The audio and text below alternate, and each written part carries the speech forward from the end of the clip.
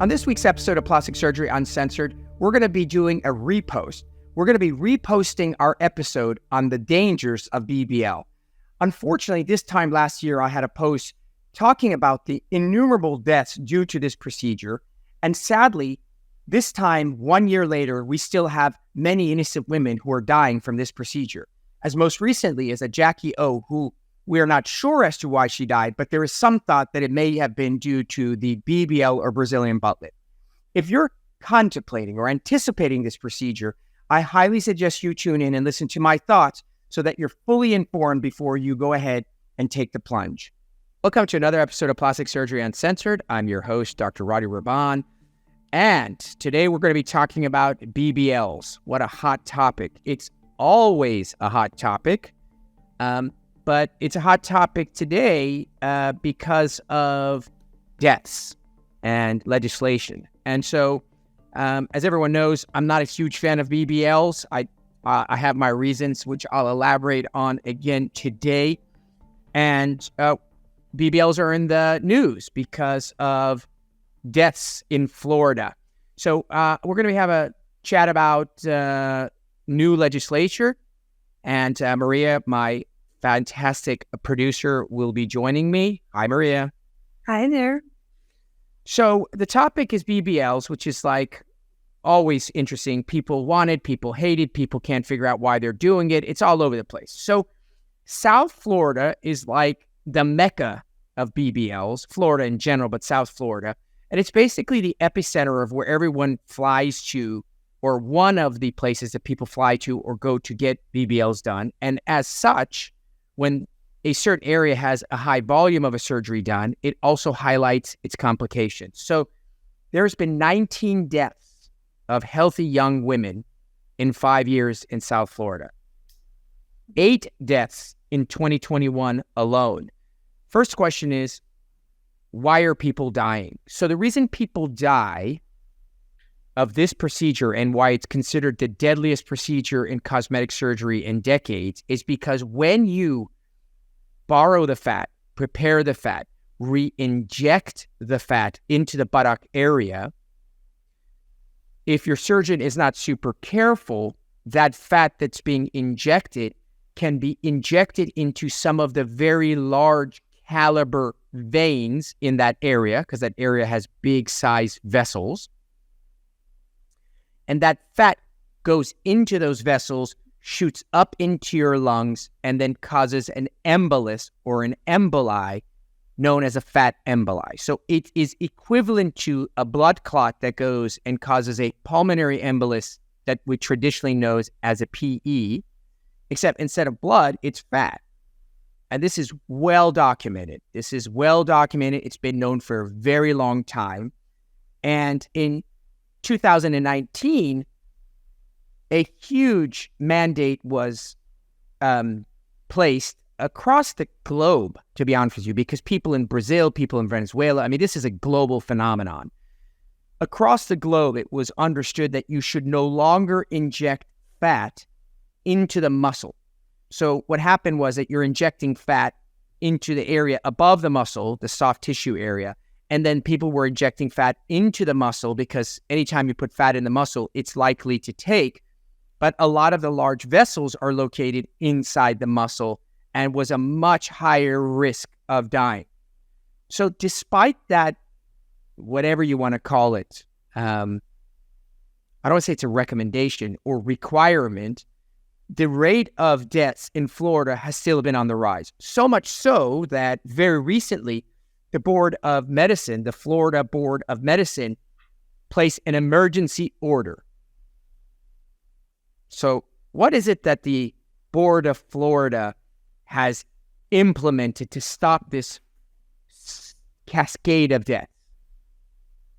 The requirement is that doctors do no more than 3 BBLs in a day, and they use ultrasound to help them. In my humble opinion, that is ridiculous. That is the stupidest thing I've ever heard.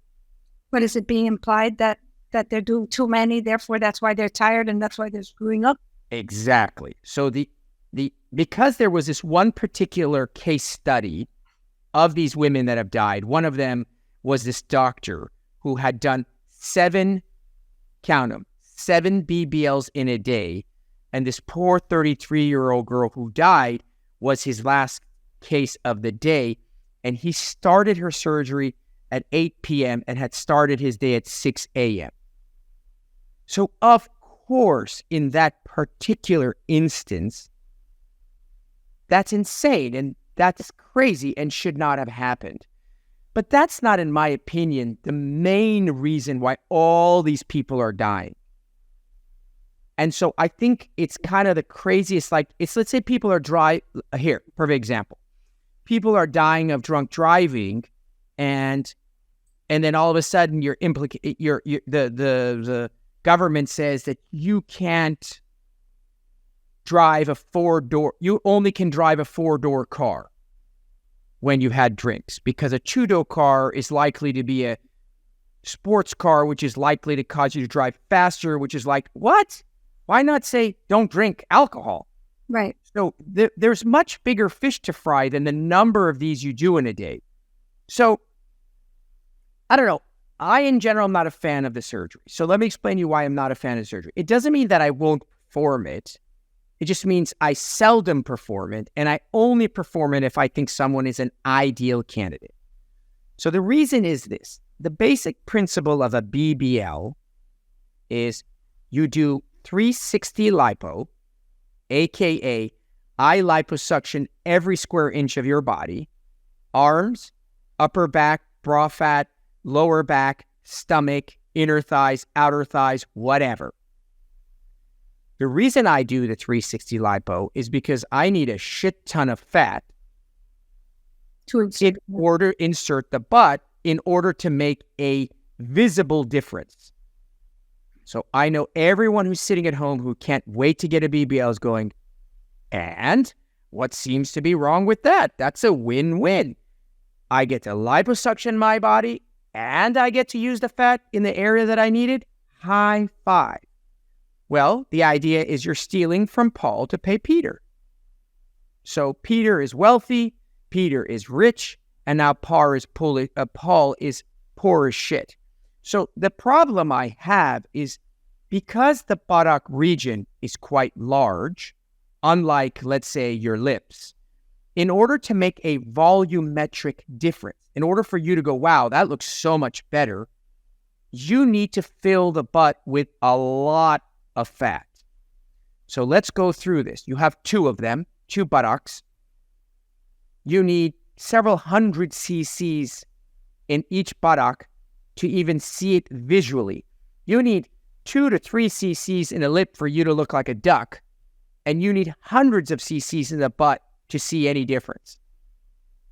When you do liposuction, a significant amount of the stuff you suck out is fluid. When you inject the fat into the buttock, a significant amount of the fat dies. So in reality, in order for you to get, I'm making up numbers, 500 cc's of fat, you need 2,000 cc's of liposuction fluid. So hence the sudden need to liposuction so many areas. Because if you liposuction only, let's say, the back, or let's say you liposuction all the areas, but you're not that aggressive, you just don't get enough fat. If you don't get enough fat, then when you inject it, patients will be dissatisfied. So the biggest issue I have with the procedure is in order for the butt to look good, you have to be very aggressive about liposuctioning the areas, the donor sites, that you borrow. Again, people are still going, I don't get it. What's the problem? So what? The problem is the areas you borrow them from, your stomach, your inner thighs, your lower back, your upper back, when the dust settles, when is that? 2 years. Not 6 months, not all the photos on Instagram, not all the on-the-table results. 2 years later, when the dust settles, you will see 100% the sequelae of that aggressive liposuction. So what is that, Maria? What are the things that you see 2 years later when you've stolen from Paul? Lumpy.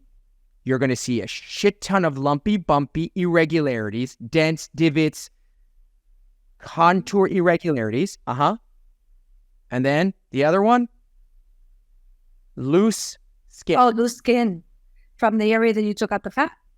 So let me understand this. If a patient loses 54 pounds, I don't know, just diet and exercise, and their body becomes depleted of fat because they lost 54 pounds, and they're skinny, what tends to happen to the skin on their belly? It's flabby. It's flabby. It gets kind of loose. It's kind of stretchy. What happens to the skin in their arms? Same thing. Flabby. Yeah. Right. So what difference does it make if you lose 50 pounds or if I liposuction you? As a matter of fact, when I suction the fat out, as opposed to you losing it on your own, it's worse because holes. In addition to the fat I'm removing a boatload of connective tissue. I see it when I do liposuction. There's little stringy things, that's septate, that connects your muscle to your skin. So when you liposuction someone, which I also do incredibly infrequently, you have to be conservative. Who the hell wants to do that? The whole point of liposuction is to be aggressive. I want the fat gone. So this is the formula that leads to shitty outcomes and why I'm not a fan of the liposuction part of BBL. It's putting volume in your butt, making it round, getting rid of hip dips, all those things, I'm for it. Volume in your face, volume in your breast, volume in your butt, all good. The problem is that the damage we create from the liposuction, which I get at least 3 or 4 calls a month from people calling me for, hey, does Dr. Raban fix blah, blah, blah, dents, divots, loose skin? Do you know how many tummy tucks I've done in women who have never had kids? You're kidding. Oh, many. And it's always I had liposuction done on my stomach a few years earlier, whether it's for a BBL or just for the hell of it. Many. I've done a tummy tucks in 20-year-olds who were 19, not 20-year-olds, like 25-year-olds who had liposuction when they were 22, super aggressive, and now they got all this loose skin as if they've had 3 kids. So that's the backstory. So now we're going to take a quick break. We'll come back, and I'm going to tell you my thoughts as to what I think is the reason why people are dying of these BBLs. And then when you know why they're dying, then you should address the legislature according to, hey, drinking and driving causes deaths, stop drinking. And then we can resolve the issue, not drive a 4-door car instead of a 2-door. You know what I'm saying? All right, we'll be right back with the second half of Plastic Surgery Uncensored with Dr. Roddy Raban.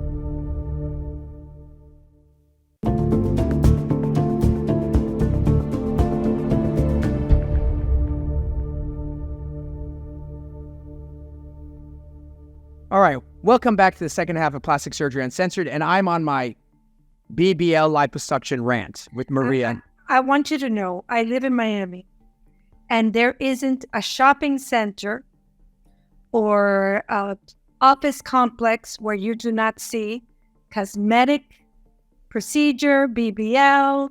I mean, this really is the capital. I don't know if it's because so many people come from Latin America, they stop by, but perfect segue. And that is part of the perfect segue. So, why the hell is this happening? We don't have this happening with rhinoplasty.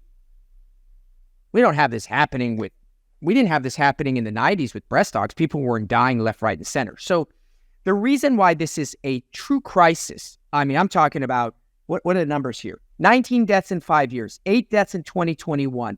I'm talking mothers of 3, mothers of 4, young women, just otherwise healthy, go into a clinic, boom, drop dead. Forget about all the women that go to these third world countries. Oh my God, God help you if you do medical tourism or destination plastic surgery. That's a catastrophe. Who did we have on one of our shows where her sister went, got a BBL, and then became brain dead, and they had to fly her back. That was Jelena Solano, Jelena Solano's the episode. Hispanic reporter. And it was done here in South Florida. She's from New York. South Florida. Oh, my God. South Florida. What about our patient that we did the lip reduction on who allegedly died of her Cano. BBL?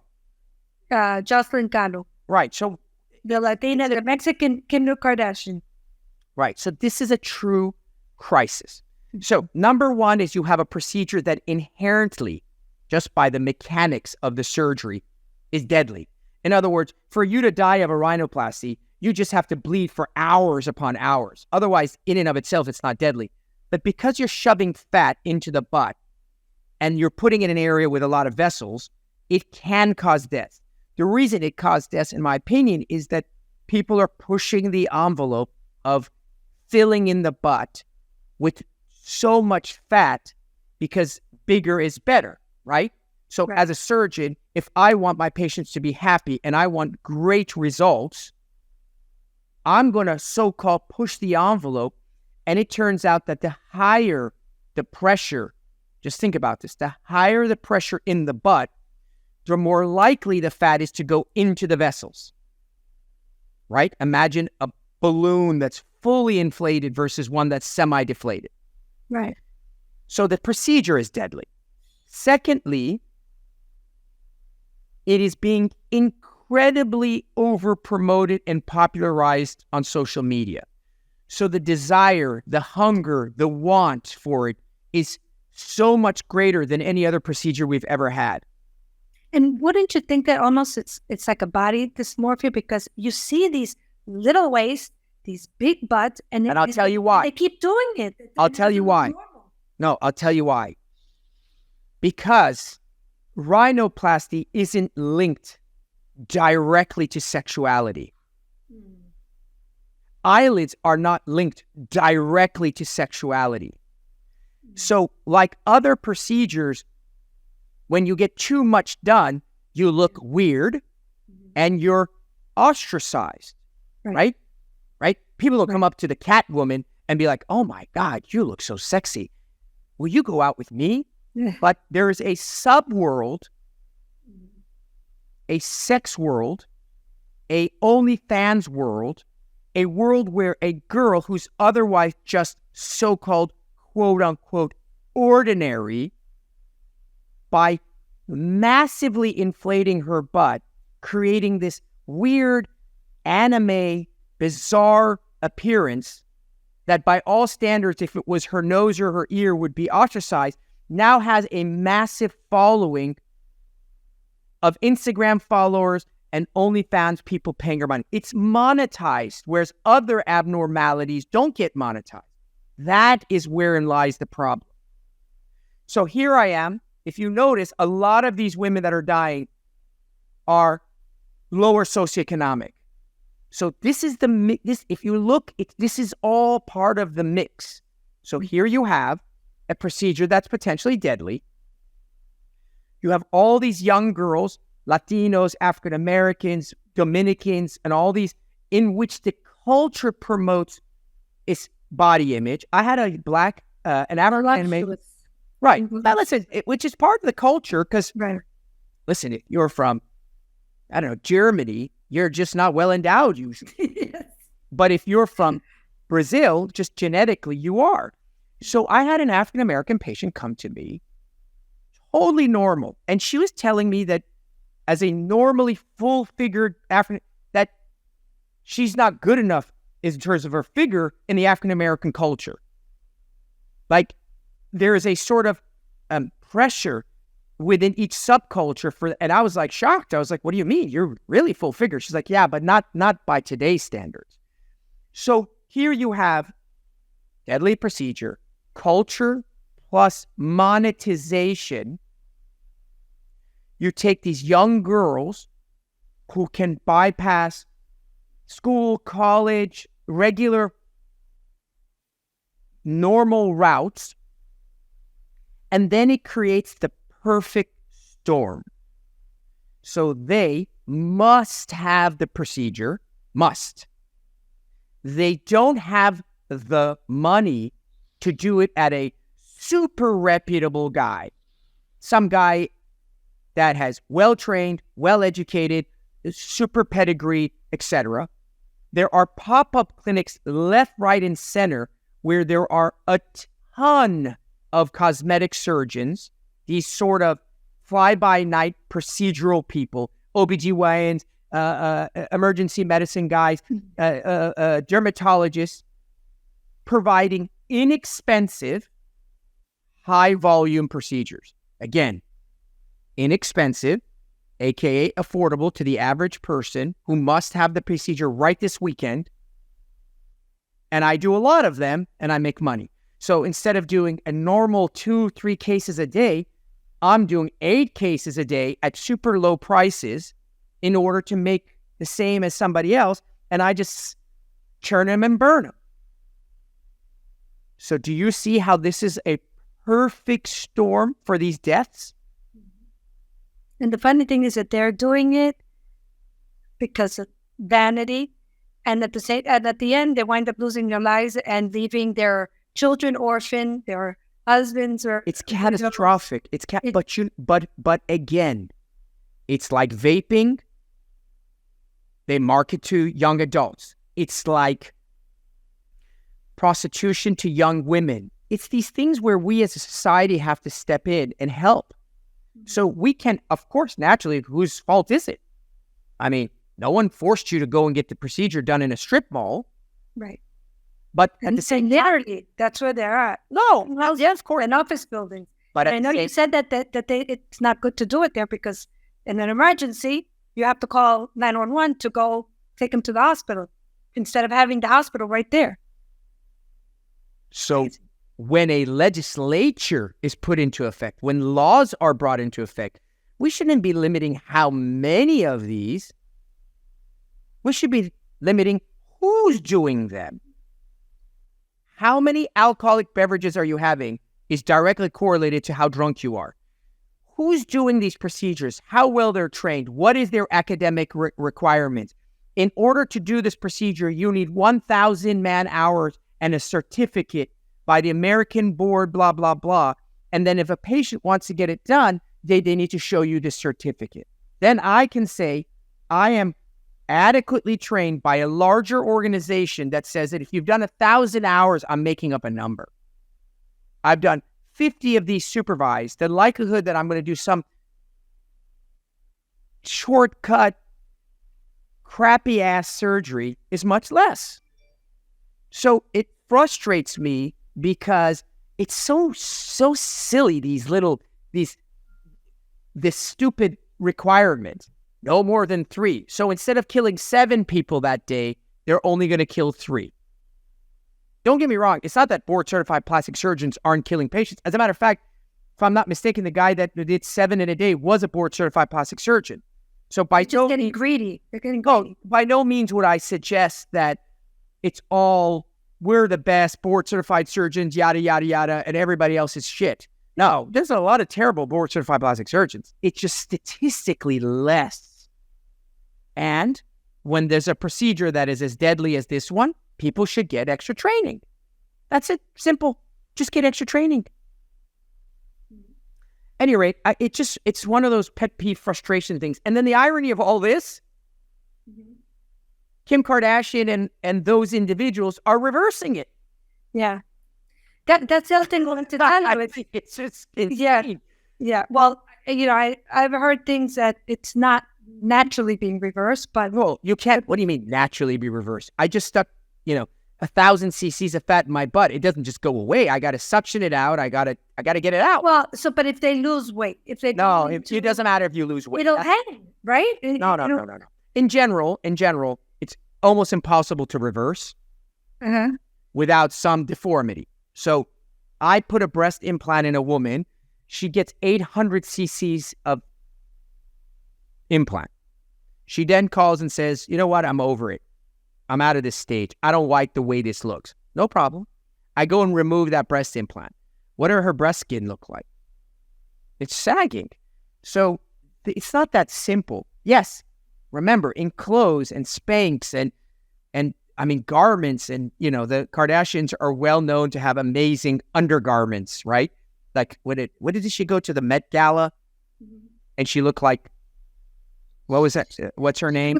Marilyn Monroe's dress. Yeah, like Jessica Rabbit. Like, she was like, almost had like one rib. It is what it is. All I'm just saying is it's just such a mess. And I feel so bad because this procedure and this underworld and this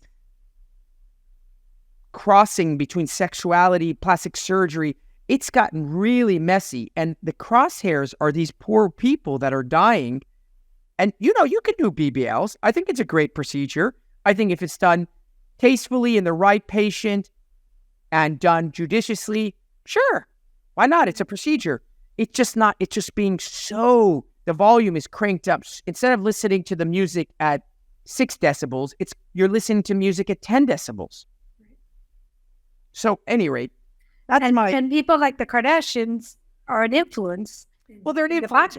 They're an influence. Whether it be the nips with the sisters or whether it be the bun. You can't blame the Kardashians. At some point. No, what I'm saying, they are an influence. Of course, everybody has to take. We're in a society that we don't take responsibility for nothing. But I think that what I'm referring to is that the influence of social media and these celebrities have a great influence on these people and our society. And unfortunately, that's what they aspire to. Well, listen, this is not a new phenomenon, right? Marilyn Monroe, even at the 19th century, anytime somebody, I am certain that back in the days, in the 1700s, women aspired to be like the queen, right? Because that was the only celebrity that was known. That's not new.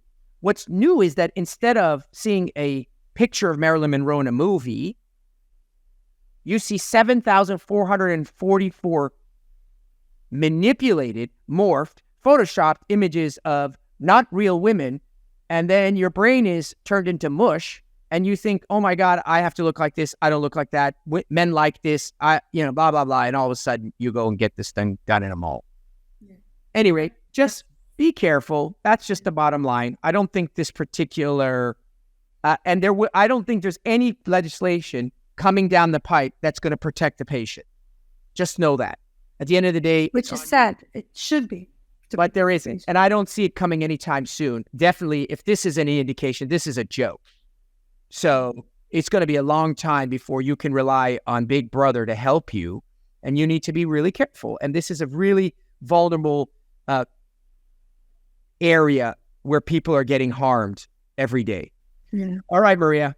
That's it. That's all I can say about this subject. But I want to tell you one thing.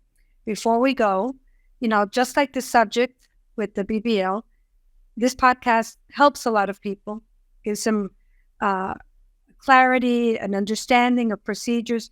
And just recently, we had a review on our podcast. Oh, we had a review? Yes, from Cynthia G730. And is it positive? Wait, is it positive? Yes, of course. She gave 5 stars. And she says, one of my favorites.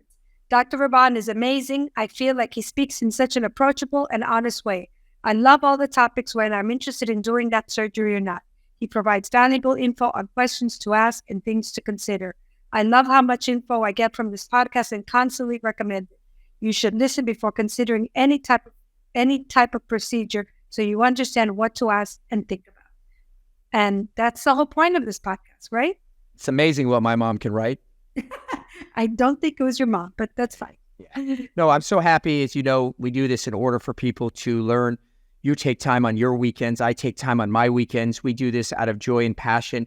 And when I know that it helps someone, then it's worth it because that's, we're here to provide knowledge and information. So share this podcast with people you love and know. If you enjoy it, jot down something nice. And until next week, we sign off. We'll see you next week on Plastic Surgery